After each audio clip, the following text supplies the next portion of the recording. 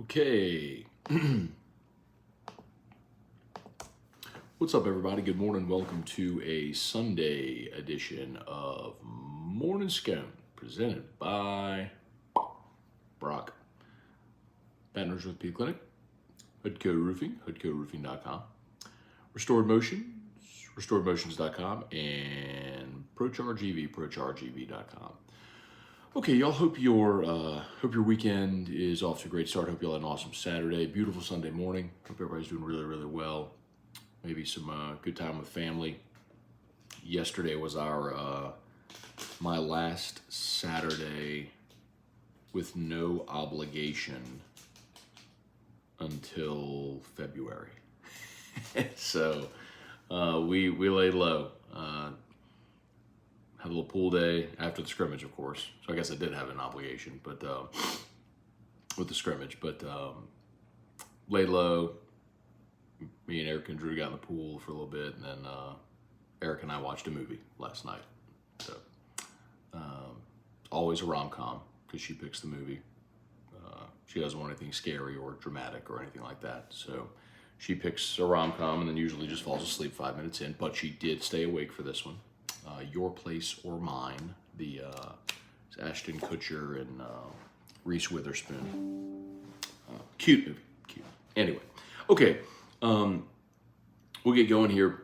We can recap the scrimmage from yesterday. I know a lot of you probably were here for the video I did after the scrimmage. So, but those were immediate takeaways, like as I was driving home, and we carried it on as I got home. After that, I did go on and tally up all the stats, look a little deeper. I know some of the things that, one of the questions, for example, was like Malik Neighbors. Did he have an off day, or, or was it, a tip of the hat to the defense? Well, I went back and charted. He had 1 reception, but 4 targets, and the 3 targets that were incomplete were all really good defensive plays. So we know Malik Neighbors is a really good receiver. That's a real encouraging sign for the defense because, look, in the SEC, I'm not sure you're going to find many better receivers than Malik Neighbors, right? So if you're Zay Alexander and you're holding up against Malik Neighbors, you're going to hold up against pretty much any receiver that you face in the Southeastern Conference because Malik's as good as any of them. So that's one thing, like sort of as I dug deeper into some of that stuff yesterday. So we can talk about that. If you got stuff from the scrimmage you want to know, fire away. LSU did post the video on Twitter or on its social media of Caleb Jackson's 75-yard catch and run. So I know, like when I posted the stats, a lot of people noticed Nussmeier was 5 of 8 for 112 and a touchdown. Daniels was 7 of 13 for 59 and a touchdown. Well, 75 of Nussmeier's yards came on a screen pass. So obviously that's going to inflate that statistic. But the real wow is Caleb Jackson, y'all. I mean, if you can go watch it. If you watch the video, they posted it. It's impressive, man. He broke 3 tackles and outran everybody. And I'm telling you, the touchdown run he had, there was contact at the line of scrimmage, and he bounced it out left, got to the corner, turned it upfield, and there was a collision at the goal line. Like, he lost his helmet. I mean, he just plowed through like 2 guys and got into the end zone. Just burst, change of direction, power, like all that was there. He's impressive, man. I can't. And then it wasn't just those 2. He had a 9-yard run with the first team. No, I'm sorry. That was a 9-yard run earlier in the drive where, it was the play before he scored. So it was 1st and 10. He gets a 9-yard run up the middle, but he kind of powered his way after he got hit, and he just kept plowing forward, got 9 yards. It was 2nd and 1. They gave it to him around the left side. He scored 18 yards. He was impressive, man. To Caleb Williams was the story yesterday. Anyway, so fire away with stuff from the scrimmage if you have it. And Saints Chargers, no change to the game time. I'm sure y'all saw yesterday Jimmy Graham was arrested. Certainly hope he's okay. The Saints said Jimmy Graham had a medical episode which led to his arrest. He was sort of wandering around in traffic, which is uncharacteristic for Jimmy Graham, which is kind of why the Saints thing is a little believable. But they said he was under the suspicion of being under the influence of narcotics and obstructing a police officer. So the Saints said they believe he had a seizure that resulted in him becoming disoriented. And I don't want to make light of that at all. I think many of y'all know, look, a lot of you, I know maybe you personally, you've had children who've dealt with seizures. We have, Drew's had seizures. So that's a scary thing. I don't want to make light of that at all. And, excuse me, and if the Saints are lying about that to save face, that's pretty crappy. So, anyway, hope Jimmy Graham's okay, sincerely. And, if that is what it is, which I'll take them at their word that it is. I don't know, again, why you'd lie about that. But anyway, so let's just hope all's well and the Saints stay healthy and they go play. I'm curious to see how much the starters play. I don't know that we'll see much in this game. I think Trevor Penning needs the reps, certainly at left tackle. I will be very interested to keep a closer eye on the linebackers today as that continues to be a battle. So let's see. Okay, let's say some good mornings. YouTube, please smash that like button. Subscribe to the channel. Facebook, please like the Matt Moscona page. Share the post. Blake Morgan, good morning. Trey Potan, good morning. The Sugar Show. Bro, I did not watch last night. Did he beat Sterling? No. Wow. Second round TKO. Wow. Bro, it's why I love that sport, man. God, I cannot believe I didn't watch it. I watched the undercard. I did not watch the main card. Eric and I got a movie instead. Wow. Bro, anything can happen. God, that's why I love that sport. It's just 16-ounce gloves, man, and they let you finish a fight. It can go quickly. What a result. Okay, Hunter Eiler's morning Scone got my ticket to the Florida State LSU game the other day. Only a 2-hour drive from Jacksonville. Okay, Hunter, good. I think there's going to be a lot of LSU fans there. Vernell Thomas, good morning. What's the word on Lattimore? Don't know. I doubt he plays. I really doubt that they play the starters much in this game. Kelly Gross, good morning. Chris Anthony, good morning. What's up? Every year, September 2nd is my birthday. LSU's opening game and my anniversary. In that order. Wait, so you got married on your birthday? That's interesting. That's an interesting choice. Michael Cook, good morning. Let's see. Drift 318, just here for the Hudco Roofing plug. There you go, brother. Hudco Roofing, HudcoRoofing.com. Do business with someone you know. Hudco Roofing, HudcoRoofing.com. Trav 504, who dat? Perkins for Heisman. Morning, Matt. I read yesterday Sage's injury was just a stinger. Can you confirm? So I did not. And who the heck is Spotsville? What position does he play? Okay, so I did not get any confirmation on Sage Ryan's injury. After the scrimmage, I didn't make any phone calls to anybody. I didn't dig to see what the injury was. If it's just a stinger, that's great news. Because I'm telling you, what he and Mason Taylor had a big-time collision, and both stayed down. And Sheldon Mickles, so just so y'all, okay, I feel like I should clarify this too. So media was in the press box. Obviously, the game was happening on the field. So we're far from the field. That's number one. Number two, they're in their practice uniforms. And so the practice jerseys are faded. They don't pop, so it's hard to see numbers. And number three, darn near every one of them rolls their jersey up like this underneath their shoulder pad, so you can't even see the number on the front. You can only see the number on the back. So it's difficult to try to chart something like that.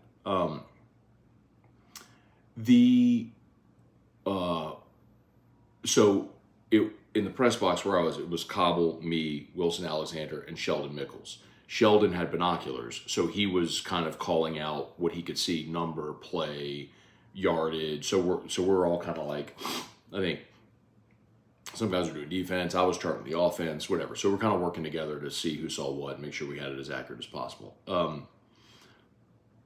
All that to say, Sheldon had his binoculars on the play when it happened, and he immediately said shoulder. And my thought was, oh, that was Mason Taylor then. Oh, no, because Mason had the shoulder injury prior. He had off-season surgery on his shoulder. But they both were down. Mason got up, and Sage stayed down. And this was at about heck, I'll tell you where it was. Let's see. It was 1st and 10 from the 41. It was a 6-yard reception. So it was right at the 35-yard line where the collision happened. And so Sage stayed down. They moved the offense to the other end of the field. They moved the scrimmage to the other end of the field so they could continue while they worked on Sage. So he was down for a while. They got him up. They walk him off. And when he walked off, his left arm was just hanging. I mean, he was just like hanging his left arm. So maybe it was a stinger. I mean, it was something left arm, shoulder, clavicle, stinger, whatever, something like that. So I don't know the extent of it, but you really hope he's healthy because as we talked about, one of the places where they don't have great depth is in the secondary. And for those that missed it yesterday, Sage Ryan actually ran first team at cornerback yesterday. So that's the first time we've seen Sage run at corner in the time that we've been able to see, right? Most he's been at nickel or at safety, but to see him actually play corner in the scrimmage was interesting for sure. So, and my general thought on that is I think they're trying to develop depth there, and so they had an opportunity to see how he did. Or how he would do there. Who's Spotsville? So Spotsville is Welton Spotsville. He's a junior transfer from Kennesaw State, and he's a safety. And on the last drive, so when the threes were going, Welton Spotsville had a sack, and then he had an interception. And the interception was gorgeous, y'all. Like it. The offense was at the 28-yard line. They had 4th and 8. So they were going in, right? They're at the 28. They got 4th and 8. They're going in. And Ricky Collins just throws the ball toward the pylon. And Spotsville kind of undercuts the route and dives like parallel to the ground and makes the diving interception at the front of the end zone. It was a great play. We're like, well, in Spotsville. But it just goes to show you, man, this guy's a junior who transferred in from Kennesaw State. So this is a guy who's played a bunch of football, I don't think he's going to play significantly at all on this team. Don't misunderstand me. But, like, there's something to be said for a guy who's played a lot. Maybe you develop late, and it's why you start your career where you do. But anyway, that's who Welton Spotsville is. And good for him, dude. What a highlight. Larry Garner, Matthew Vincent. It's game week for college football. How about that, man? Week 0 is upon us. Jeff Hawk, good morning, man. Russell Doloff, good morning. 14 days till kickoff. Yeah, man. Baby Bobby, what about Perkins? We didn't see much from Perkins, man. It was interesting because when they went dime, so they went 6 defensive backs, Perkins came off the field, so they had 4 safeties and 2 corners. The linebackers were Spates and Penn that were on the field in that set. He just didn't really flash. In part, that's probably just because of what the plays that the offense was running. And the other thing too, keep in mind, it's not like Harold Perkins was on the field for 43 plays. So, for example, you had ones-on-ones. For those that missed this, I'll run through it quickly. So they went, first team ran 2 series, the second team ran a series. First team ran a series, second team ran a series, and then the third team got 2 series. So the first team got 3 series, the second team got 2 series, the third team got 2 series. Of the 7 series, the offense scored 3 touchdowns. The 2 scored twice, the 1 scored once.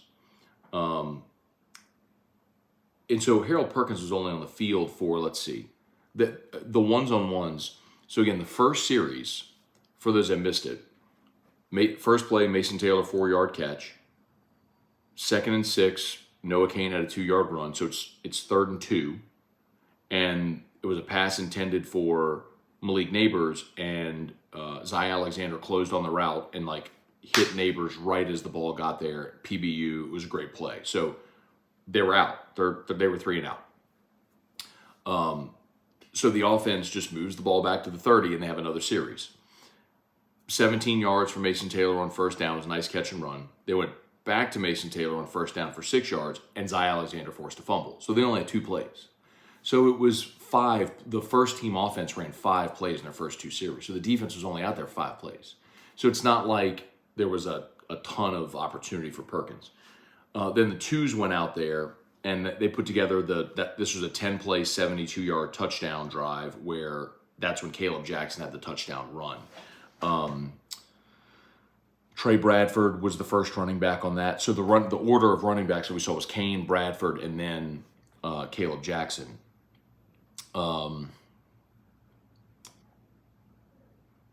The big play there was a 3rd and 9, and Chris Hilton caught a ball. He got 10 yards, so needed 9, got 10. Because they went Bradford for 3 yards. They threw a screen to Bradford, and he lost 2 yards on it. He caught it and then went backwards. So it was 3rd and 9, and that they threw it to Hilton on the right side. He just kind of muscled his way forward and got 10 yards when he needed 9.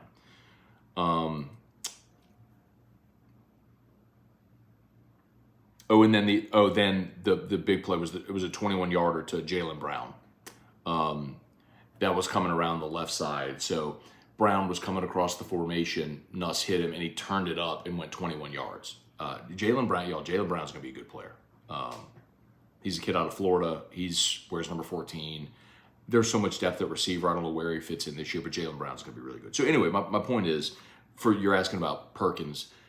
So then the first offense went back out there, and they put together a 14-play, 65-yard touchdown drive. So that would have been a series where Perkins could have made a play. There was this is the biggest play of that series. There was a 4th and 7, and the offense goes for it. It's a 4th and 7 at the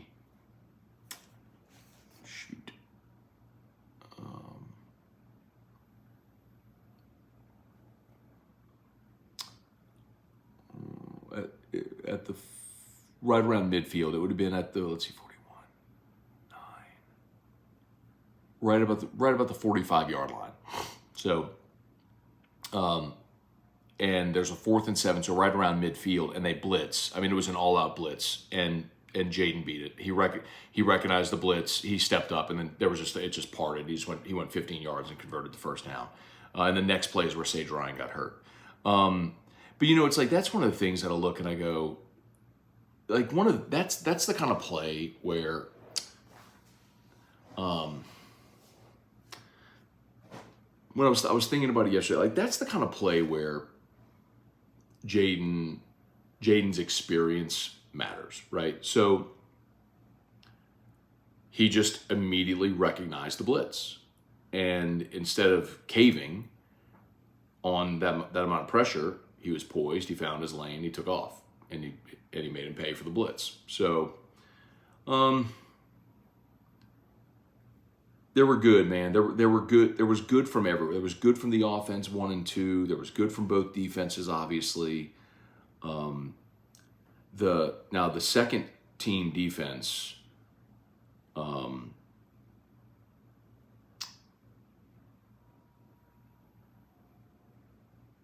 The second team defense we only saw twice. They allowed the 10-play 72-yard touchdown drive, and then they allowed the 2-play touchdown drive. That was when Caleb Jackson housed the 75-yarder. So if you ask me if I had a big concern, I think coming out of that, it's depth in the secondary. I think your first unit in the secondary is more than capable. Zy Alexander, Deuce Chestnut, Greg Brooks, Major Burns, I think those guys, Sage, I think those guys are plenty good. Andre Sam, those guys are plenty good enough.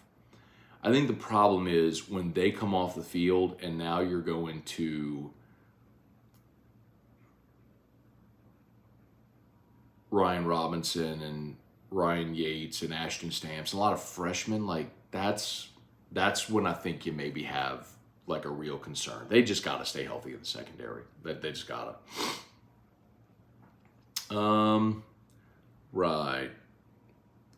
I'll go a little quicker here. My apologies, y'all. I'm just kind of rambling when I see y'all's questions. Jeff McKithen, Patrick Cason, good morning. Joel Cunningham, what's realistic for the LSU defense? Average, below average, can it be a strength? Joel, listen, I think the front seven is going to be, your first defense, I think, can be really good. The depth, I think, is a concern. Now, I think you have great depth on the interior. I think you have really good depth at linebacker as well. I am concerned about your ends. Savion Jones looks really good. I think Ovia Gofu looks really good at Jack. And Braden Swinson had a really good week as well. I'm really concerned about the big end behind Savion Jones. Quincy Wiggins and Deshaun Womack, they're on the all-airport team. They look the part. They just haven't really played very well in this camp, at least not from what we've seen them making impactful plays. And then we just talked about the secondary as well. So, look, everybody has injuries, but to whatever extent they can stay healthy, I think they could be really good. So, okay. Brian Broom, Brian Jones. Matt, if you had to say today, what's the running back rotation? I've been told Caleb asserted himself after yesterday. Well, Brian, I mean, listen, to anybody who watched that yesterday, Caleb Jackson was the number one standout. There's no doubt about it. The thing that's worth mentioning is that we didn't see Josh Williams, Logan Diggs, or Amani Goodwin. And I believe those would be your first three guys. John Emery ran with the third offense. So I think John has a role on this team, but if you're expecting John Emery to emerge as like the number one guy, I don't think I see that. I think Caleb Jackson clearly demonstrated he deserves more reps and more of a look. And he may be a guy that when he gets his opportunity against Florida State, if he continues to be productive, he's going to get more opportunities. But I still think Josh Williams takes the first carry against Florida State if he's healthy. And, as Brian Kelly has continued to say, experience tends to win out in these things, but I don't know how you ignore what Caleb Jackson did yesterday.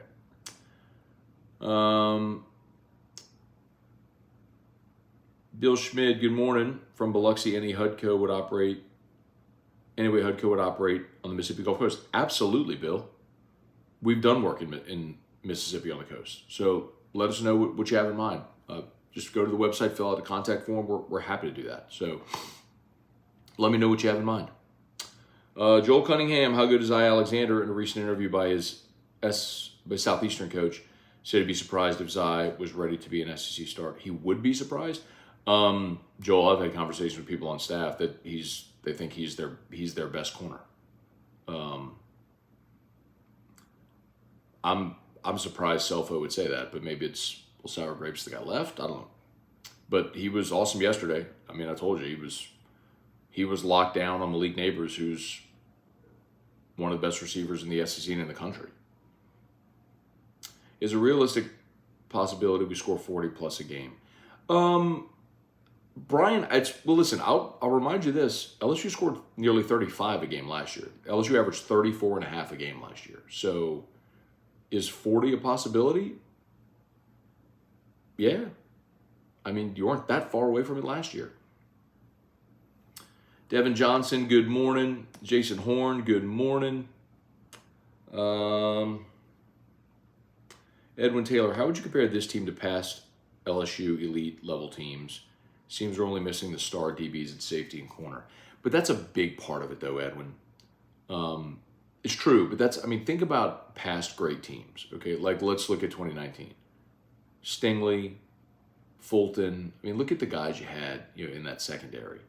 You go back to 2011, Mo Claiborne, Tyrann Mathieu, Eric Reed. You know what I mean? Like, the great teams have all had those guys. 2007, you had Chevis Jackson and Brandon Taylor was in 2011 as well. Craig Stelz was an All-American. You just look back at the great teams, 2003, Corey Webster, Travis Daniels, LaRon Landry. It's been a huge part of the success these teams have had over the years. So some of those guys got to step up in a big way, man. Brian Turner, good morning. If Texas lands dominant McKinley, does LSU reevaluate recruiting methods a little? I don't think so. I mean, they've got a top 10 class in the country, and what it is, man. Tom Granted, good morning. Was at practice and scrimmage yesterday. The attention to detail and the way the team works and handles itself during practice is impressive. They look different. They one of the things that's just very noticeable is like there's no wasted time. It's just a very fluidly moving practice where it's just constant motion. So they can get a lot done in an hour and a half, you know. Deborah Coward, good morning. Joey Metke, good morning. Waiting for the tropical storm to pass over us here in SoCal. All right, man. We all be safe there, man. Tim Gotro, Austin Kidder, Tate Granger, good morning. Austin said, good morning, Matt. Did you see Keyshawn Booty's touchdown yesterday? It looks like he might have regained some of his explosiveness, which I was hoping he could do with extra rehab with the Patriots. Yeah, I did. I saw it on Twitter. Keyshawn is one of those guys that, you know, when we talked about him last year, it felt like, well, it didn't feel like, it was obvious he didn't have the same burst that he had previous. Now, I don't know if that was conditioning, you know, if you're just a little heavy, or the real concern is, did he just never really fully recover from a really severe injury? Like, he had the fractured ankle with dislocation. I mean, that's, for a really explosive athlete, like, that's significant. So I think that was a big part of last year as well. So if he's healthy, yeah, man. I mean, that's 6th round for Keyshawn Booty is a steal. Trivia Carter, Thomas Willie. Oh, sorry. I said 4-ounce gloves. I said 16-ounce gloves. I'm sorry. 4-ounce gloves, of course, instead of 16-ounce. My bad. Jonathan Martin, Brennan Huff, what's going on? Brad David, do you know who Scott Woodward would have gotten if Kelly fell through? You're going to have to make me go back and rehash this whole thing. I mean, I know a lot of the people they talked to. They never interviewed Billy Napier.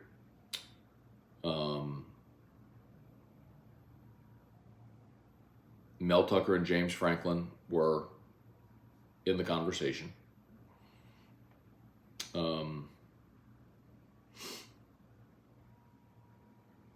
But I think they zeroed in on Kelly, and I know they had zeroed in on Kelly early. I know for a fact they had talked to Kelly in late October, early November. So it wasn't like that was a last minute thing. Like, those conversations were had early. Bubba Tatum trying to figure out how to tailgate in Orlando without dying of heat stroke. Looking forward to the game, but this stadium sucks. Get you a tent. Stay hydrated.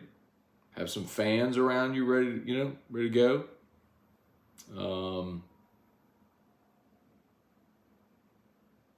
Stay hydrated, bro. Bring a change of clothes so you can get out of your sweaty shirt, put something fresh on when you go to the game. Brett DeGrow, good morning. Shaunery Jones, where's Quincy Wiggins on the depth chart? So he's second behind Savion Jones at the left end spot. So the spot that Ali Gay played last year, Savion Jones is replacing Ali Gay, and Quincy Wiggins is behind Savion Jones.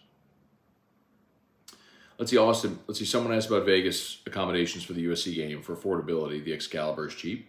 On the Strip, easy walk to the stadium. Good info. So Austin is a resident LSU fan from Baton Rouge who now lives and works in Las Vegas. I've known him almost my whole life. So that's good info for those who are trying to book for next year. Emmett Bean checking in from Maryland. S&A game. How did linebacker look? How did linebacker look? Got it.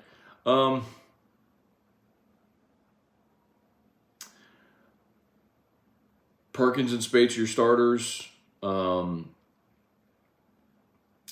Interesting that when the Penn obviously rotated, when the twos went in, it's West Weeks and Whit Weeks. The brothers are your two linebackers with the twos. And Whit is obviously a true freshman, and they are really, really, really excited about him. So, again, I was charting offense. So, unless a defender made a really good play, I probably didn't notice it. Like, I wasn't charting tackles and like defensive statistics. Maybe someone who was there did chart defensive statistics. I did not. So like the plays I mentioned that Ty Alexander made, the Sage Ryan collision with Mason Taylor, the Welton Spotsville sack and interception. Those were the ones that I think really noticed.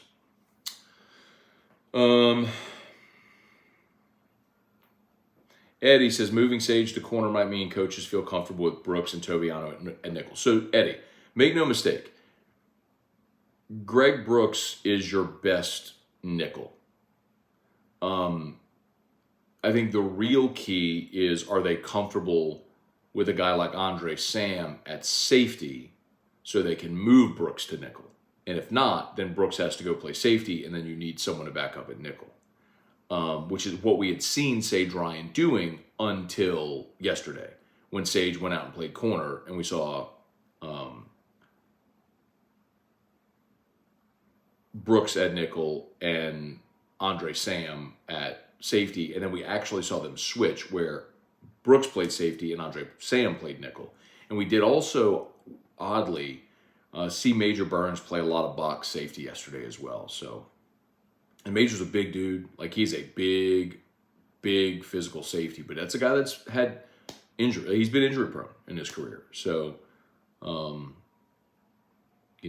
him down in the box is kind of like, please smash that like button if you would. Appreciate that. On YouTube, 181 watching, 47 likes. If we get those likes up, that'd be great. If you're new, please subscribe up to the channel. Facebook, please like the Matt Scone page, share the post. Brad David, always enjoy your interview with Jake Crane. Really knows his stuff. It's funny with the one-liners. He is really good, yeah. KMC, Spotsville was a 3-star wide receiver that went to UNC, then went to Kennesaw State as a DB. Okay. Black Goatee, morning, Matt. Brian Thomas Jr. reminded me of a lion that grew up around the house of cats, hasn't looked in the mirror to realize what he really is. That's an interesting way to put it, because, listen, I think Brian Thomas is, physically, he is a big, strong dude. Like, if you could take, so I think this is what you're saying, like, if you could take Malik Neighbors' attitude and put it in Brian Thomas's body, ooh, look out. Like, Malik is one of those guys who will dust you on a route, score, and then, like, get in your face and let you know that he just dusted you on a route and scored. It's funny because it's the two number 8s. It's Malik and Major Burns that are the biggest trash talkers on the entire team. Yeah. And for those that missed it yesterday, when so during the practice portion, we did get to watch them run 7-on-7s, and let's see. So here, I'll just run through the 7-on-7 reps. I don't know if you're interested, but here's the 7-on-7 reps. Malik Neighbors beat Zy Alexander. Aaron Anderson dropped a crossing route. Malik beat Zy Alexander again. These were all from Jaden. Shelton Sampson made a catch on a wide receiver crossing route, and then they had a check down to Caleb Jackson. Nuss's reps, he had a screen pass to Trey Holly, completion to Jackson McGowan over the middle, completion to Kai Preon on a shallow cross that was double covered, and then a completion underneath to Jalen Brown. They went into red zone, so from the 20-yard line. So 7-on-7s from the 20, right? Shrink the field going into the end zone. Malik scored this is Jaden. Jaden had 2 reps. Malik scored a touchdown in double coverage with Zy Alexander and Greg Brooks in the back of the end zone. Beautiful throw by Jaden. Then Brian Thomas had a drop. He was covered by Deuce Chestnut. He had a drop in the end zone. Garrett comes in. This was the ball. This was the best throw of the day. Garrett throws a touchdown pass to Chris Hilton in the back right corner of the end zone. So Garrett's at the 20, Hilton's at the numbers, and runs a post to the corner, a corner post, right? So straight and then right to the corner of the end zone. And Garrett threw it over Chestnut. Hilton had him beat and just dropped it in a bucket to Hilton, who caught it and dragged his feet. It was the most beautiful play of the day. And then Brian Thomas being covered by Andre Sam, and Thomas dropped another touchdown. So in the 7-on-7s, Brian Thomas had 2 targets and dropped them both. And they were drops. It wasn't like it was pass breakups. They were just drops. This is Nussmeier. Like, this is Nussmeier. This is describing Garrett Nussmeier to a T. So he's got 85, who is that Giovanni Peterson, 85? Or is that 45? 85. Oh, 85 is Gabe Leonard's. So 85 is Gabe Leonard's, who's a redshirt sophomore tight end. He's got Gabe Leonard's dragging across the formation at the goal line, open. But he's got Malik in the back of the end zone, double covered. He passes on Leonard's. Everyone's like, oh, he's just like running wide open at the goal line, just crossing in front of Garrett. And instead, Garrett looks to the back of the end zone and throws in a double coverage to Malik, who catches it. So he passed on the easy throw to make the difficult throw. Now, he made the play, but that's a 50-50 proposition. So, and then the last play of 7-on-7 was a throw. It was a good decision by Garrett. It wasn't there, just threw it to the back of the end zone. So anyway, I know that started with talking about Brian Thomas, but that was the 7-on-7 reps that we got to watch during the practice portion before they went into the scrimmage.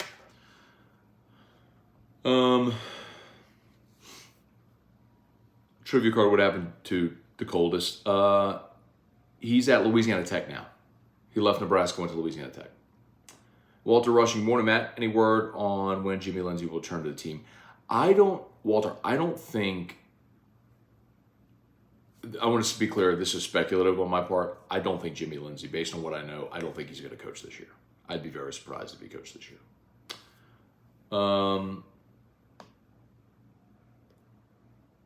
So no, DeColdest Crawford is not in Nebraska anymore. He left Nebraska. He's at Louisiana Tech. Hunter Fournette, what's going on? Said Shand is Jones's backup. Shand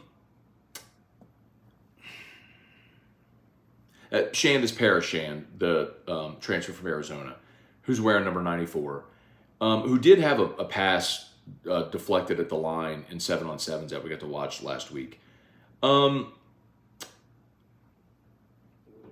When we have watched them, Quincy Wiggins has run behind Savion Jones. I don't know what else to tell you. Like, maybe if they release a depth chart, it's listed differently. All I'm telling you is, like, when we get to watch them and they're running drills, Savion has been the starter and Quincy Wiggins has been the number 2. So, and I'm telling you, Wiggins hasn't impressed. So, if Paris Shand has overtaken him, that actually wouldn't surprise me.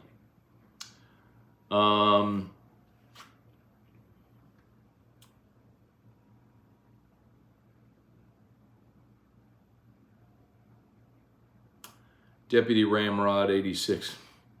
Would you say the corners are still a question mark? Could be a problem. The depth there, yes. The depth, absolutely. I feel good about the starters. But the depth, you're going to have to get Ashton Stamps or... J.K. Johnson's injury hurt you. And it sort of exposed your depth, right? You feel good about Zai and Deuce Chestnut as your first 2. We'll see if they keep Sage Ryan at corner or if they move him back to safety, nickel, whatever. But, that's a real... Depth there is a real question, yes. I think that is very, very fair to say at this point. I like my starters. I don't love the depth.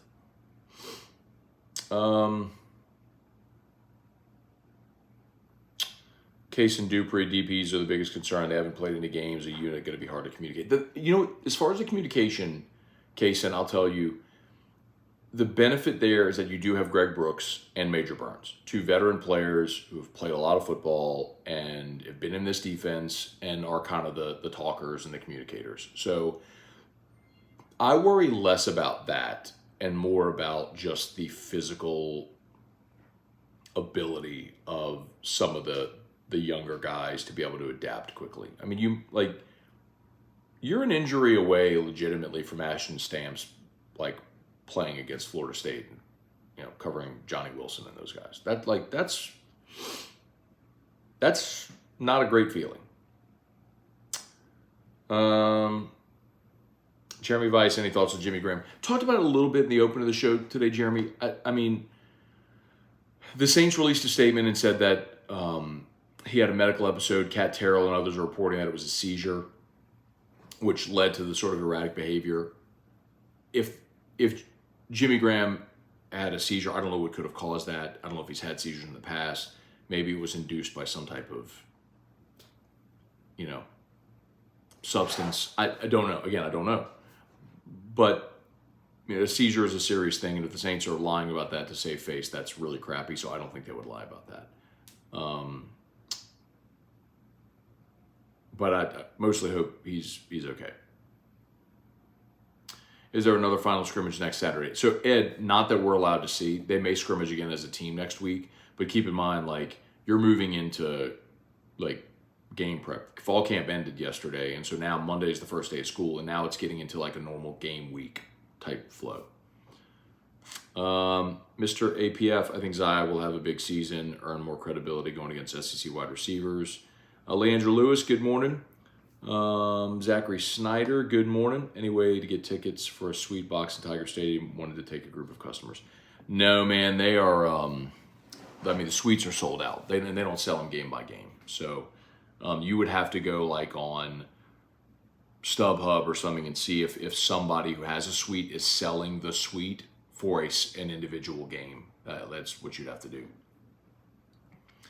Brad David, do you think the NFL will ever expand to 18 games or stay at 17? Yeah, I think they could go to 18. I think they could go to 20 as long as there's money to be made. But that's all about collective bargaining, and the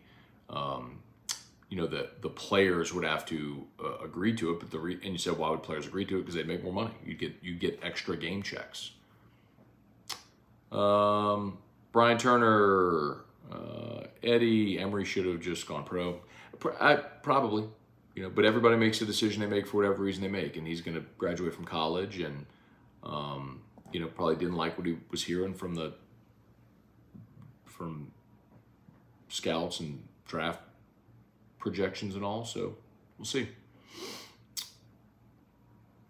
Anthony Barry, is Anderson going to get reps on offense? Oh, absolutely.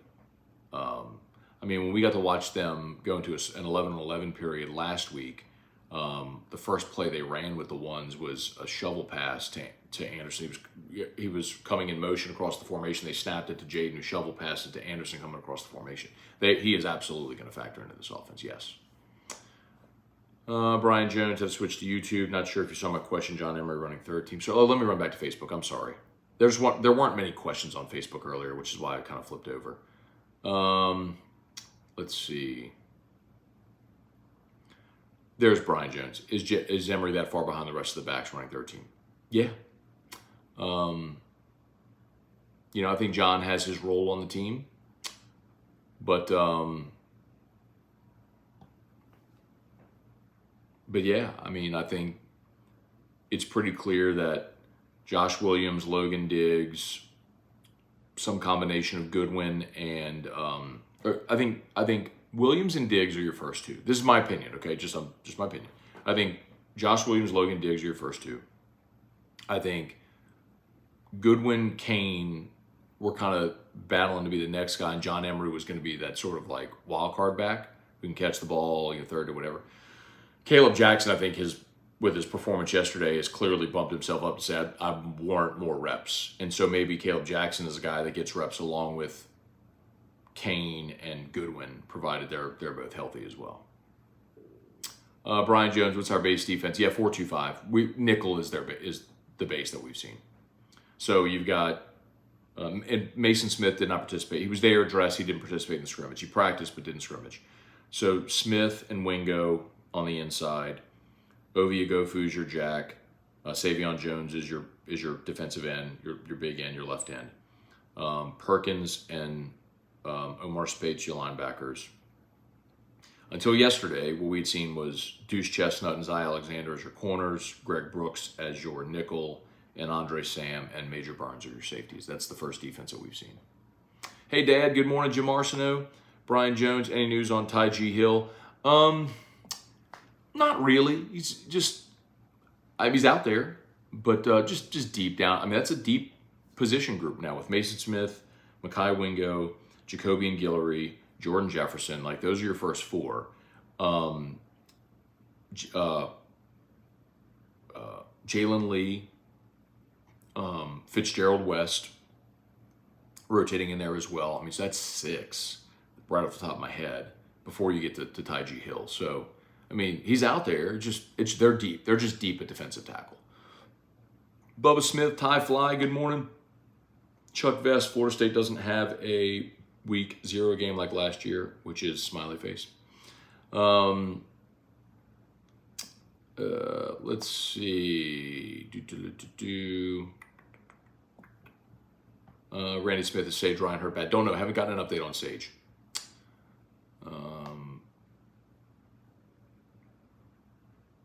Let's see, trivia. I was talking to an Auburn fan. Said he didn't like Coach Kelly for the way he left Notre Dame players high and dry while being a potential playoff team. He said he will do the same thing to us. So let's be very clear. Number one, if you're an Auburn fan and you don't like the coach leaving his team high and dry, well, Hugh Freeze just did that. Like, literally every coach that moves jobs leaves their team. Okay, so that's bogus. And Notre Dame was not a potential playoff team. That is grade A BS. You could say all you want about the field hadn't been set yet. That, like, Notre Dame, we all knew Notre Dame was not getting into the playoff. Like, that is such a crap argument. I mean, that's a garbage argument. Like, there was no realistic probability of Notre Dame making the playoff. So, and the fact that Kelly was willing to leave when he did tells you everything you know about him feeling like his ability to make the playoff. Because if he was going to make the playoff, he wouldn't have left. Brennan Huff, when does Dylan Cruz get the call up to the bigs? Minor league's too easy for him. You know, Brennan, I'm going to be curious if they give him a taste.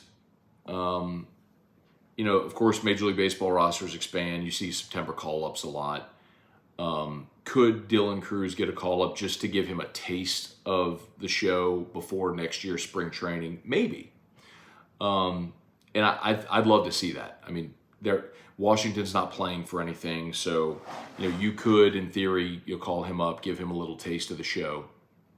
So he comes to training camp next year trying to win a roster spot with the big league club, which is possible. On that team is very possible. Leon Williams, good morning. Glenn Hartline, I would think it would be very unlikely for Jimmy Graham to take a narcotic. He is a pilot, loves to fly, so if he's arrested, has an illegal substance, he would lose his pilot's license. Okay, I wouldn't know that, Glenn, about all that, but that's a really good point.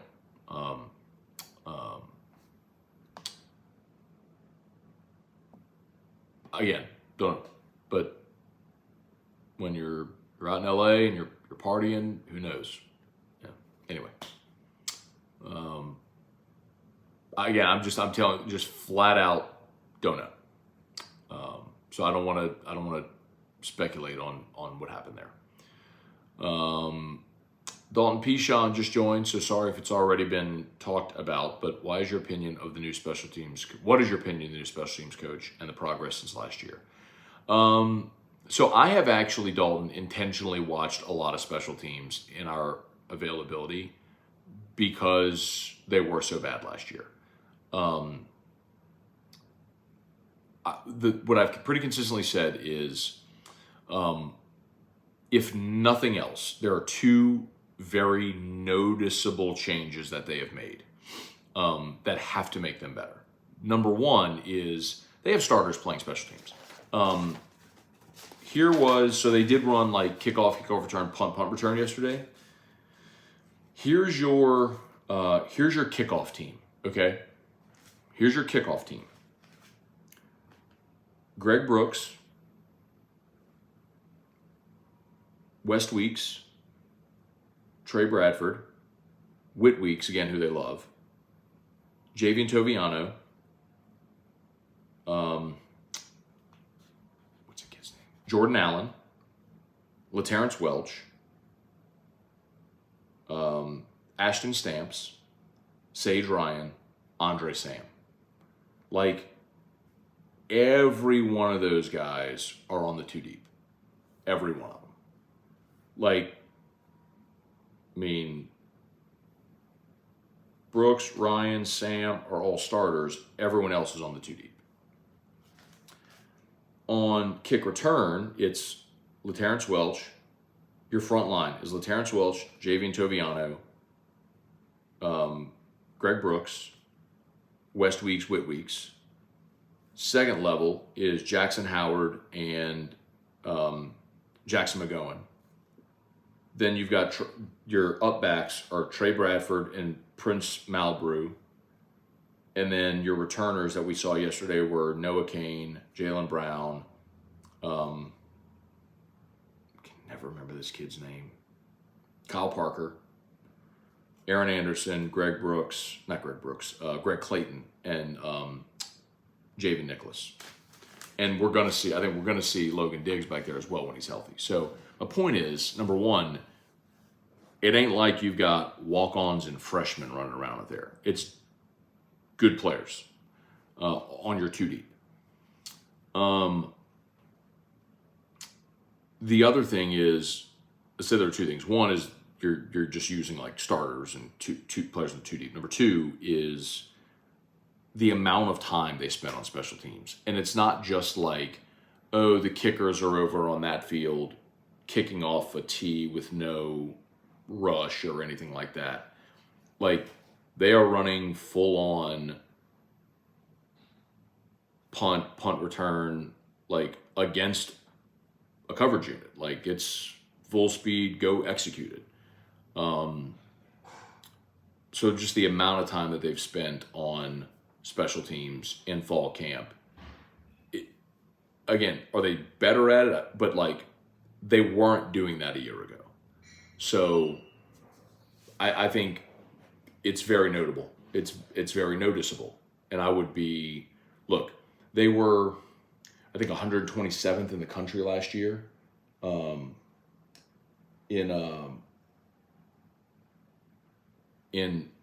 special teams efficiency. Hard to be worse, right? So how much better can they be? But Bob Diaco, I've talked about this before, y'all. Go look at Bob Diaco's resume. From the time, for as long as he has coached, and he's only 50 years old. He started at Iowa as a GA in 96, 97. 99, he went to Western Illinois as the running backs coach and special teams coach.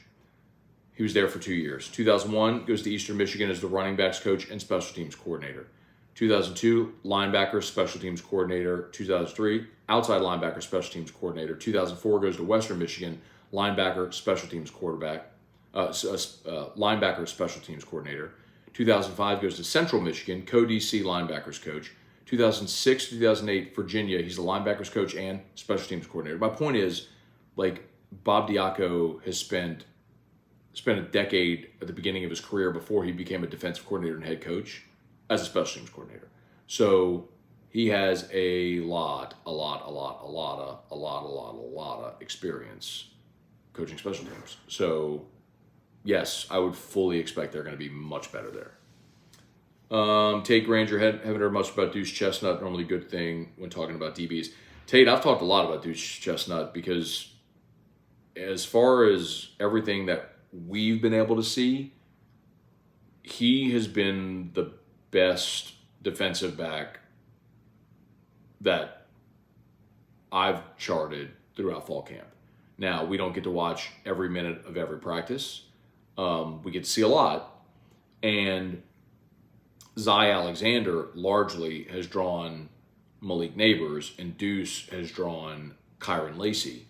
But Deuce has been really good, man. I would say he's had the best camp of anyone that I've seen. Now, the coaches have said Zy Alexander. I've been told that candidly, off the record, that they feel like Zy Alexander's their best guy. But Zy and Deuce, I think, are certainly a capable enough 1-2 punch at cornerback. Again, I'll continue to say my concern is the depth there. And so then Merrick Mathern said, why is LSU so thin at cornerback? So remember, both Eli Ricks and Dwight McGlothern transferred out. And so last year, you had to go get transfers at cornerback. Ed's staff did a poor job at the end at that position. And so you didn't have great numbers at corner. And so when Brian Kelly came in, because you lost Ricks and McLaughlin, you had nobody. So they had to go recruit a bunch of transfers, which they did. And they got Mekhi Garner and Jarpinar Converse and Colby Richardson. They brought in a bunch of guys who were corners, but they were all one-year guys. So they all played last year, but after last year, they were all gone.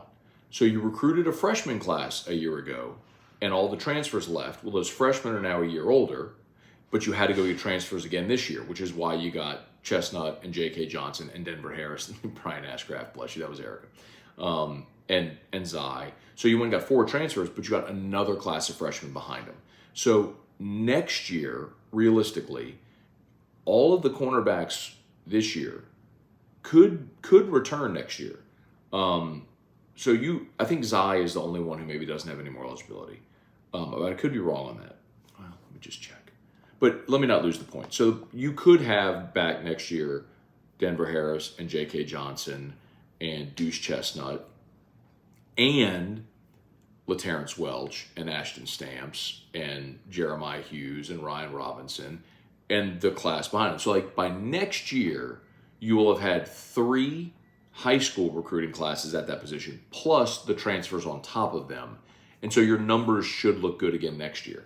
Now, when I keep saying the depth is thin, I should probably say like experience depth is thin. Like maybe you run Ashton Stamps out there and he's great. It happens. I mean, I'll remind you about Greedy Williams. Like Greedy Williams redshirted as a freshman. Like he was not good enough to play. He redshirted as a freshman in 2016. In 2017, because Christian Fulton was suspended and somebody got hurt. I can't remember who. Greedy had to go start that season opener against BYU. And remember, he had a pick in that game. He had a pick like the first 3 games of the season, never gave up his spot, became an All-American. So sometimes guys just need their opportunity to go out there and they ball out. And maybe that guy's on this roster. We just don't know who it is yet, is the point. So, like, you know, they've built their numbers up there again. But it's you know, who are you confident that you can count on in a spot? You know, you think back to 2011, babe. Can you listen for him? Yeah. Yeah. I didn't hear. Oh, I hear. Open the door. That's fine. Okay. You know, you think back to 2011, a guy like Ron Brooks was your nickel, who could then move to the outside if you need him. Ron Brooks was like a 5th round pick. Ron Brooks was an NFL player. You know what I mean? It was your backup. So now, I mean, look, so you've gotten, again, the transfers. You got Denver Harris, J.K. Johnson, Deuce Chestnut, Zai Alexander. So those are your transfers. You've got, you got LaTerrence Welch, who's back as a sophomore. And then you've got Stamps, Jeremiah Hughes, Ryan Robinson, Darren Blunt, all as freshmen, right? So you've got those 4 freshmen that you signed this year. So next year, you'll have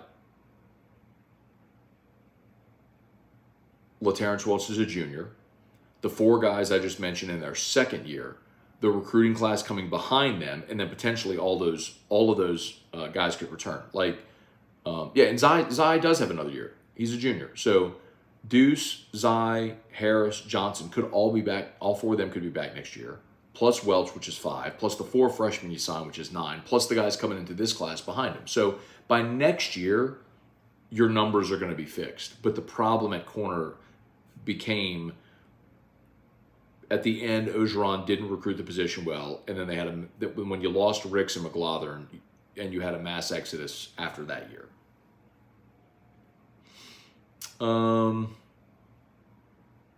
Tate Granger. Merrick, did Jimmy Graham have a chance to make the team? I think he still does have a chance to make the team. Brian Penton, good morning from Vidor, Texas. Okay, man. Hemisphere, Matt, what are your thoughts on A.T. Perry? I said it from the day he got drafted. We actually last week went and pulled up my take on the Saints draft class, And I said, I don't know how in the world that guy fell into round 6. Don't know what happened. I have no idea. But I watched him play plenty at Wake Forest. Sam Hartman was his quarterback. They were a fun, wide open offense. And for 2 years, he was a 1,000-yard receiver, and he was the best receiver in that offense. He's a big old dude at 6'4", 6'5", who runs a 4.4. Like, that guy. Same with Kayshon Boutte. There's no reason why, on talent alone, that guy should have been a 6th-round pick. But he was, and he's a steal. He's a steal in round 6. Shout out to Brock, y'all. Baton Rouge Orthopedic Clinic. Hudco Roofing, HudcoRoofing.com. Need Northeast, go to Brock. After Hours Clinic is open on weekends. So as an alternative to the ER, you can always go holler at our friends at Brock. And, of course, Hudco Roofing, HudcoRoofing.com. We'd love to give you a free, no-obligation roofing inspection. Ask about a fortified roof. Hudco was the first Louisiana-based roofing company to be a certified fortified roofing company. We've been doing this for more than a year now. Well before the legislature pushed all the fortified stuff through, we were on the forefront of fortified. So we've done more fortified roofs than anybody, and love to help you out. Fortified roof, you can save as much as 52% on your homeowner's insurance. Check it out, Hudco Roofing, HudcoRoofing.com. All right, Bill Gallion, good morning. Trivia Carter let's see, Brian Jones, is Verse from Florida State going to cause some problems for us? Man, I'm not going to say no. Look, he did last year. It was a tough assignment for Will Campbell to draw as a true freshman starting his first game, but I like Will Campbell in that matchup. I like Will Campbell against anybody's best end. And they'll win some, you'll win some, but man, Will Campbell's pretty awesome. So,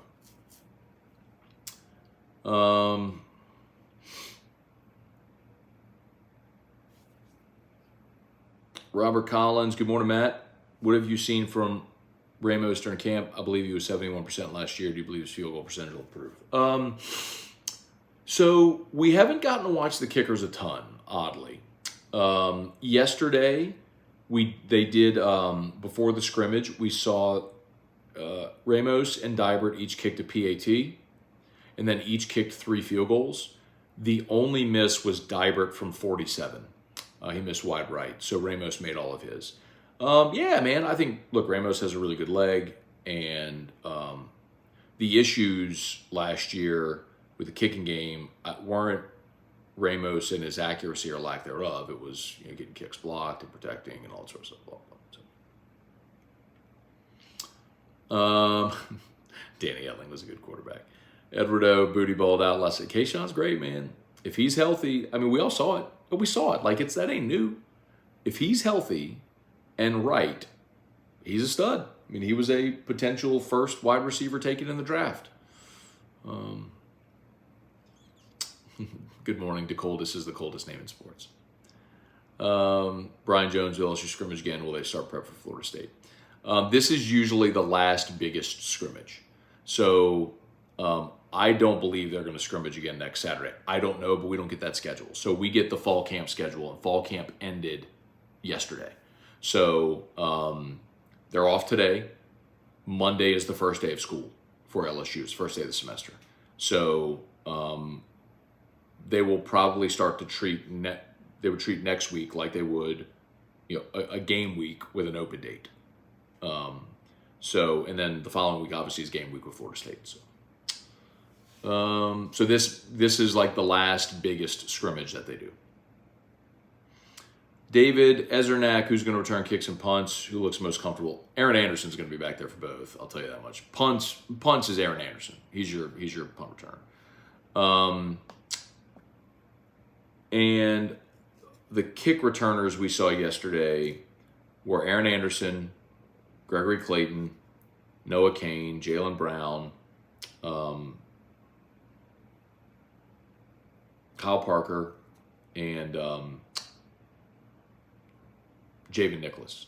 But again, I want to clarify that when they were healthy, we saw Logan Diggs back there returning kicks as well. So he could be one of those guys. But Aaron Anderson will be your punt returner, and I'm sure he'll be back there returning kicks as well. Chuck Vest. Chuck Vest said, how many Tiger fans will make it to Orlando? Any idea? I don't think it'll be 30,000. I don't think it'll be as many as went to Lambeau or LA. But, yeah, I mean, I think you'll have a good 15,000, 20,000 LSU fans make that trip. Yeah, and then Hurd moved to right tackle. So Lance Hurd has been playing right tackle. He's just been the second team right tackle. What they did yesterday was so on the first offensive series with the ones, they went with their lineup with the line left to right. Campbell left tackle, Garrett Dellinger, Charles Turner, Miles Frazier, Emory Jones. That was your starting five, left to right. The second series, Frazier came out, Emory Jones went to right guard, Hurd went in at right tackle.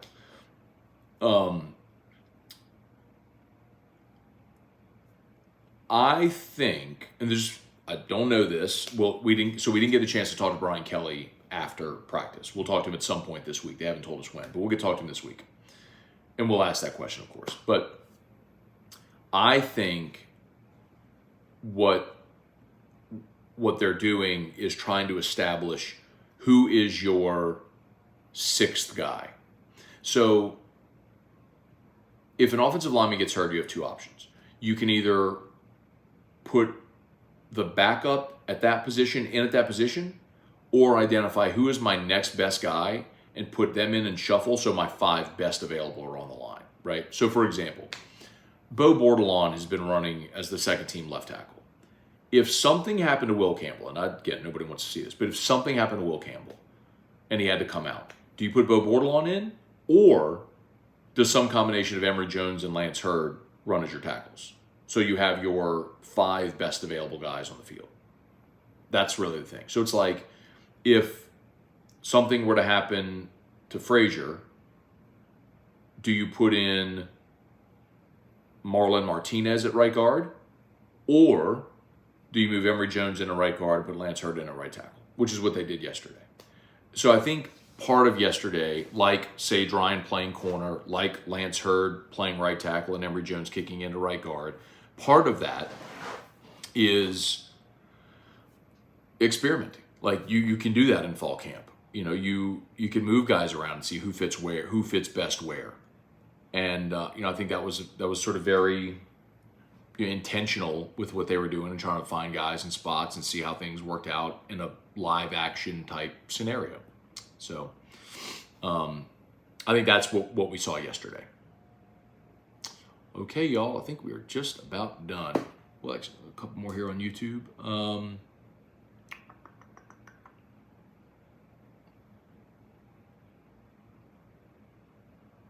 Okay, so there's Brian said, I heard you talking about Emory Jones at guard and Hurd at tackle. Do you think that'll make the first five? No. I think when they play Florida State and the first offense runs out there, I think it'll be the five that we mentioned with Frazier at right guard and Emory Jones at right tackle. I think that's going to be your first five. I do think Lance Hurd will play in that game. And I think they're trying to establish, what their rotations will look like if/when somebody goes down. Reed Rule, born in Scone, are the starters playing today, or is it the Hayner show?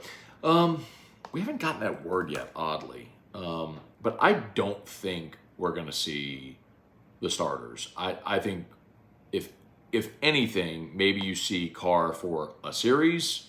I think we'll see probably Jameis for a half, and I think we'll see Hayner for a half is probably how it goes.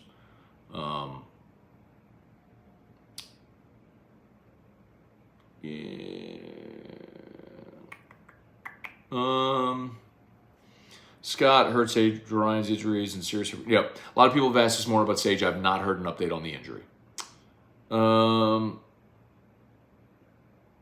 Hopefully all special teams go good against Florida State. We can stop holding our breath every time they run out. Yeah. They'll be. I'm telling you, they'll be better on special teams. All right. How fast is Aaron Anderson? Sounds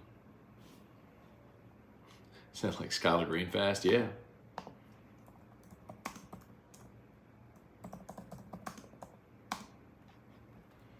So Aaron Anderson's 40-yard dash. So December 18th of 2022, he was clocked at 4.39 in the 40. He ran sprints and relays in high school. So, yes, he's fast. He's very fast.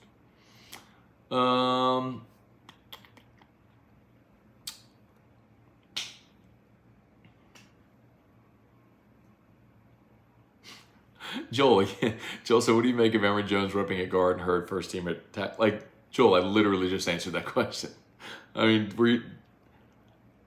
I literally just spent 5 minutes answering that question. You talk. I mean, I'm not trying to be rude, man, but like I literally just spent 5 minutes on that. Did you just get here, Joel? I feel like you've been here for a while, man. I mean, literally, the last question was spending 5 minutes breaking down the offensive line. I'm not trying to be rude, man. I'm really not, I promise. But, like, I literally just answered that. I think your first team offensive line is fast. Yes, that's a Drew line.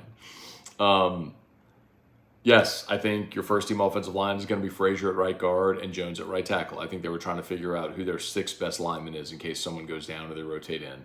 They'd put Hurd at right tackle and Jones at right guard.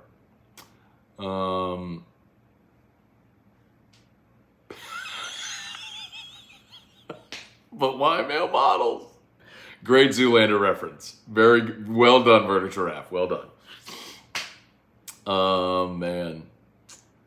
Let's see.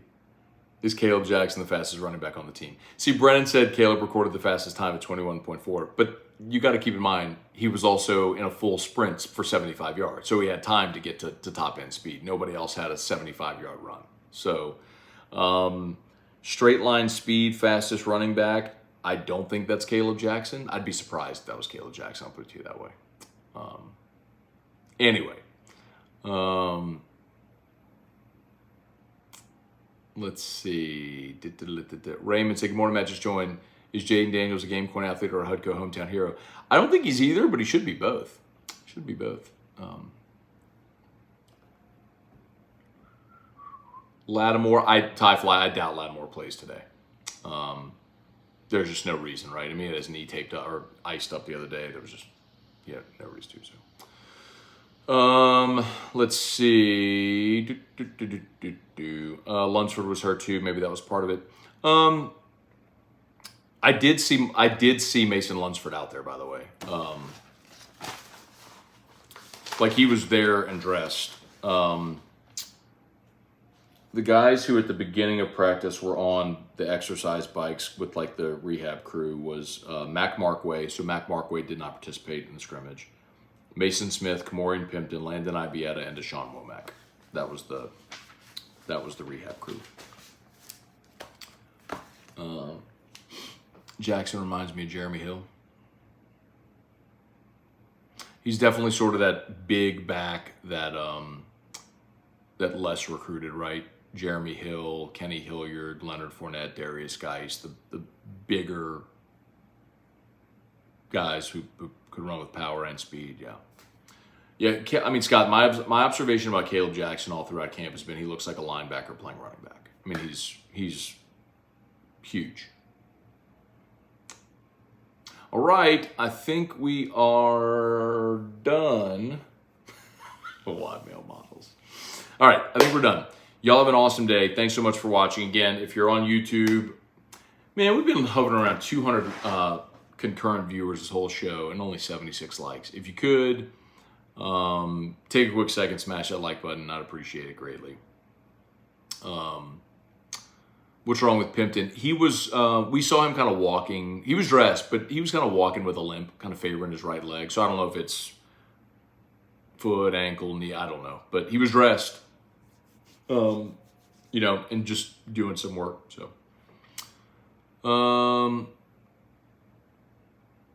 Robert, are you taking the points on an alternate spread LSU minus 5.5? I don't think I'm touching that game. I don't bet LSU games, man. Honestly, I always do my best to be as impartial as I can when I give y'all opinions on games I cover. But I never fully trust myself to be completely impartial if I'm betting on a game. With the way that I comment on it or react to it. So I don't bet LSU or Saints games. So I'm the wrong person to ask with that. King Mo, you doing Scone and T this week? So Scone and T on location is on an indefinite hiatus. What T-Bob and I plan to do is record episodes on Mondays like sort of as a recap of the weekend's games. So maybe I'll talk to T like maybe next Monday after week 0 and before LSU Florida State. Maybe we could drop an episode. Right. Chuck Vest, do you think Nussmeier gets much playing time week 1? Only if LSU's up big. So, I mean, that's the other big takeaway. I know I keep repeating this, but y'all, like, there is no 2-quarterback system. There is no, Garrett Nussmeier has not taken a rep with the first team during the team periods we've seen. Jaden Daniels is the starter. It is his offense. We have not seen the 2-quarterback system. We have not seen an Nussmeier package. We've not seen any of that. Like, it is Jaden Daniels is your starting quarterback. Like, I get why people keep asking. Okay, Joel said he's behind the live stream. Okay, all right, Joel. There, that makes sense, Joel.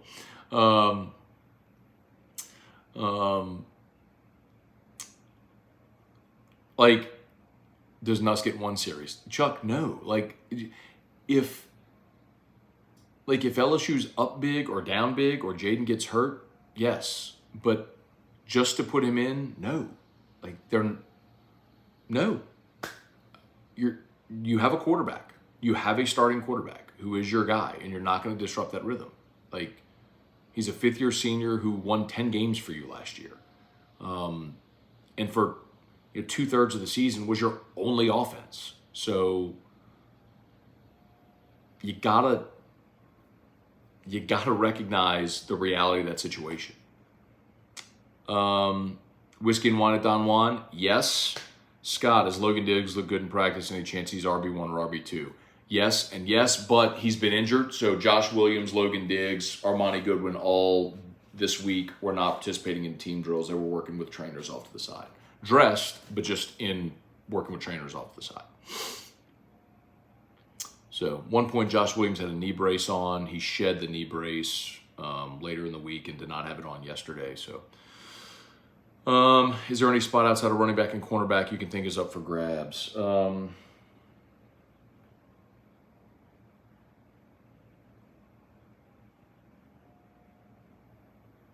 Starting jobs? No. I think your starters are pretty set. Dawn Burnett, another year of when is Nuss going to play? LOL. LSU starts Nuss over Jaden when the Saints trade Michael Thomas. I mean, you've got a returning starting quarterback who won 10 games, who had 17 touchdowns to 3 interceptions, who threw for 2,900 yards, which was the 5th highest passing total in a single season in the history of the program. The obsession with the next guy never ceases to amaze me. Especially when Garrett, while with a high ceiling, has shown turnover prone and poor decision making, all that sort of stuff. He gets that stuff figured out, and he could be awesome. I mean, he throws a beautiful ball. He's got the best arm of the quarterbacks. All that stuff is undeniably true.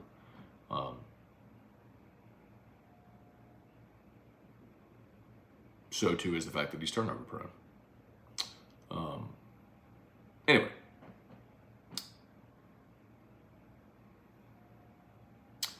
Let's see. Scott said he thinks Adrian moving a corner shows LSU needs the bodies at that position. Yeah. Well, let me rephrase. Not necessarily just bodies, because they have numbers, but veteran experience. Yeah. Tony Dolby is the defensive back. Eyes any better? They were good yesterday, man. I mean, when they went ones, I'll say it again. When they went 1-on-1s, first series, the first team had a 3rd and 2. Daniels targeted Malik Neighbors, and it was a beautiful pass breakup by Zy Alexander. Then on the second series, Mason Taylor had a 17-yard reception for a first down. First down, they threw it again to Mason Taylor for 6 yards, and Zy Alexander tied him up on the sideline and stripped the ball and recovered the fumble. So, yeah, I mean, I think your starters are capable. I don't know if you have all Americans on that unit, but your starters are capable.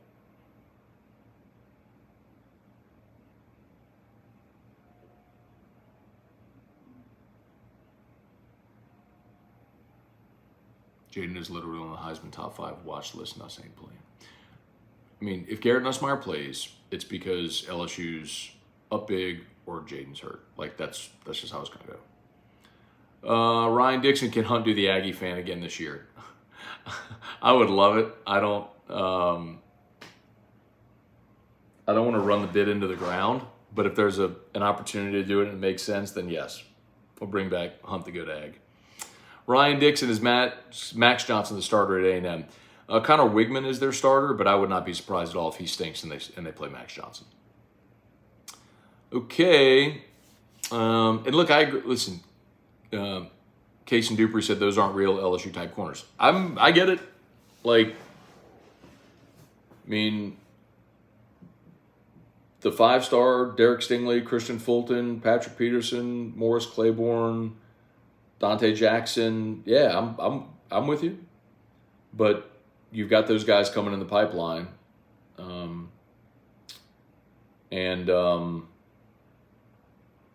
Just got to rebuild that position, man. With Ricks and McLaughlin leaving, it hurt you. It hurt you at that position. Scott, are we looking good at the kicker position? Do you have concerns? Yeah, I think they're fine. Dybert will kick off, and Ramos will handle field goals and PATs. I think he was good last year. Good, not great. I think our offense looks good. I just have to see how good the defense is. Defense did really good this week, catching up to the offense. I think defensive linebackers are really good. Again, where are you going to get a pass rush, I think is a question. I don't think it's one that there's no answer. I'm curious what the answer is going to be. And then obviously, secondary. Brett to grow in goal line situations. Are we targeting Brian Thomas due to a mismatch on high point balls? Yeah. Here's the thing, right?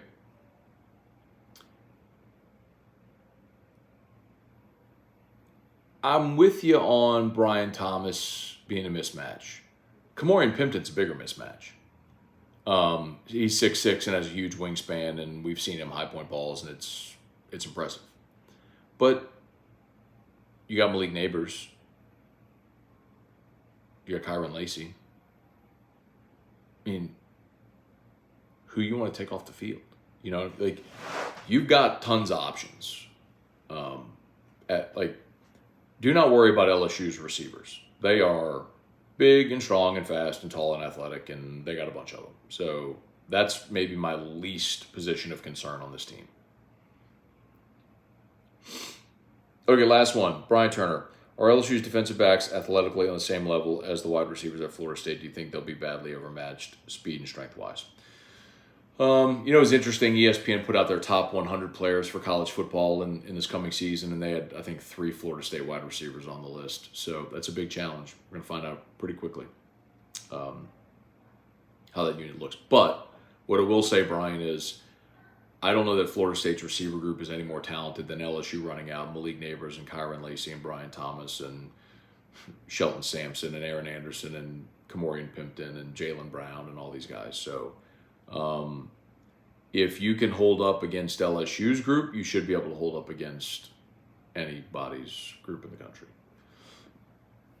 So, all right, we're done. I hear Drew. It's 11 o'clock. He's probably peed all over his bed, too. Little dude stayed in bed till 11 o'clock. Look at him. Okay, that's going to do it for us, y'all. We're 5 likes away from 100. We're at 95 likes. Can 5 people just hit the like button? Please. If you're watching on mobile, just you'll see the live chat. Just X out of live chat. You'll see the little thing come up. Hit the thumbs up. Then you can hit live chat. The comments come right back. All right, we're at 96. Do we have 4 more likes? Somebody out of the 100. See, there's 97. Okay. 3 away. 99. 1 more. Come on. 1 more. Yay! All right. Thank you. Thank you for indulging me. I appreciate it sincerely. Okay. Y'all have an awesome day. Thanks so much for watching. Shout out to Brock, HUDCO. You need an orthopedist. Brock After Hours Clinic is open. HUDCO, HUDCOroofing.com. Y'all have a great Sunday, everybody. Enjoy the football, Who Dat, and we'll see you tomorrow.